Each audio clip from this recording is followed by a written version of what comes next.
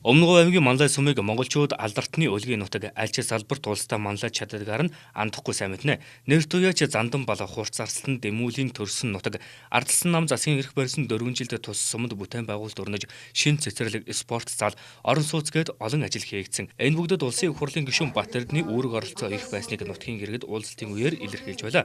Мөн энэ жилдээ багтаагаад Манлай сумд 320 хүүхдийн шин сургууль соёлын төвийн барилга ашиглалтанд орно. Батэрдэн гишүүн өөрийн хөрөнгөөр сумдад ахмадын өргөө барьж өгсөн нь нүдэ олсон ажил байсныг тус сумын ахмад буурлууд онцолж байлаа. Улсын их хурлын гишүүнийг Манлай сумын ахмадууд ёроолын үхтэй угтан авч баяр хүргэж байна. Их ажил үйлстэй сэтгэл үеийг амараа маглан ажил үйлсэн бүтэмжтэй өргөн түмнэ гэсэн сэтгэлтэй заяа сайхан төвшин яваасай л гэж бахархаж явд дэмжиж байна.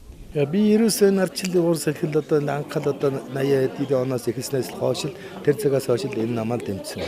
Тэгээд энэ орон нутгаас сонгогдож байгаа гишүүн энэ Батэрднийг бол би одоо маш их туйлаас их хүндэлж явдаг. Энэ хүний хийсэн бүтээсэн их, энэ хүний явсан суусан их, энэ хүний ухаан санаа өндөр энэ бол асуудал байхгүй. Энэ хүнийг л дэмжинэ. Манлай сумын соёлын төвд Баасан гарагийн үдээс хойш сонгуулийн уулзалт болсон юм. Өнгөрч буй 4 жилд хэрхэн ажилласан, ирэх 4 жилд юу хийхээр төлөвлөж байгаагаа итгэл хүлээлгэж төрийн түвшээгээр сонгосон Манлай сумынхантайгаа хуваалцаж малчин түмэнтэйгээ мэдчилсэн юм а. Нутгийн зөвлөлийн дарга түүний хувьд бол би Өмнөгов аймгийнхаа сум болон нутгийн зөвлөлийн даргуудыг хооронд хамт байж хамтаараа бид нар Мандлаад очиж тэр улаан нууран дээр очиж өвөл тэр бид нар тэмээний баяр болцдог. Цогдуулж оролцдог. Цаашдаа Өмнөговынхаа 9 гайхалтай газар хамтаа явж бодож. Намууд асуудал байх юм бол Номгонынхаа нутгийн зөвлөлийн даргатай бүх сумынхаа нутгийн зөвлөлийн дарга нартайгаа эрдмэлэгтэйгээ одоо хамт яваад бид очиж үзэж харах хэрэгтэй. Бид өөр хүний нүдээр тэм тусад дэмжиж хамтаж ажиллаж байгаа хэрэгтэй.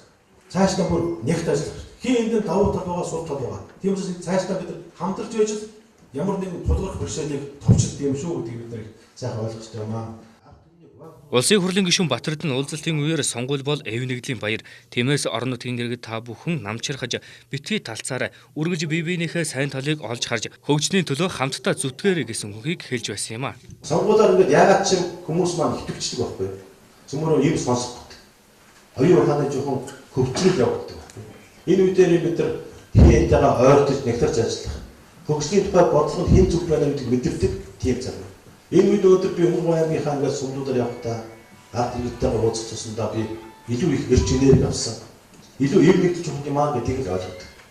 Өмнөвчүүдийн эвтэй байгаагийн нэг илэрхийлэл бол хаана нэгнийгээ дэмжиж нутаг орноо хөгжүүлэх тал дээр сэтгэл санаа нэгдэж ажиллаж чадаж байгаагаас харагдана. Улсын их хурлын гишүүн Батэрднийг Манлай суманд ажиллах үеэр Манлай сумын нутгийн зөвлөлийн дарга Апу компанийн гүйцэтгэх захирал Эрдэнэ бэлэг хүрэлцэн ирж дэмжиж байгаагаа хэлээд цаашид улс их орныхоо төлөө өшөө илүү хийхийг хүсэн ёросон юм а. 2008 оны сонгуулиар санаж яг энэхүү сайхан тайзнаа арчилсан намаас нэр дэвшиж байсан баяр сайхан гишүүн Батэрдэн гишүүнийг дэмжиж ирж байсан. Түүнээс хойш болов улс төрийн болон сонгуулийн ямар нэгэн үйл ажиллагааг бол хийгээгүй юм байна. Өмнөгов аймгийн хөгжил дэвшил тодорхойлох хүч бол залуучууд гэдэг гэж яахын аргагүй залуучууд гэдэг гэж хувьдаа боддгийг. Тиймээс Улаанбаатар хотод суралцаж боловсрол эзэмшиж байгаа Өмнөгов аймгийн 2500 гаруй оюутан байдаг. Үүнээс Манлай сумын 70 гаруй оюутан байдаг.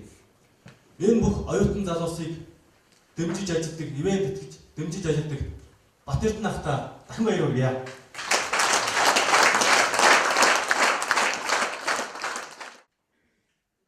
Өнгөрсөн 4 жилд Манлай сумын удирдлагуудтай нэг баг хамт олон болж ажилласан та баярлаж явдгаач илэрхийллээ.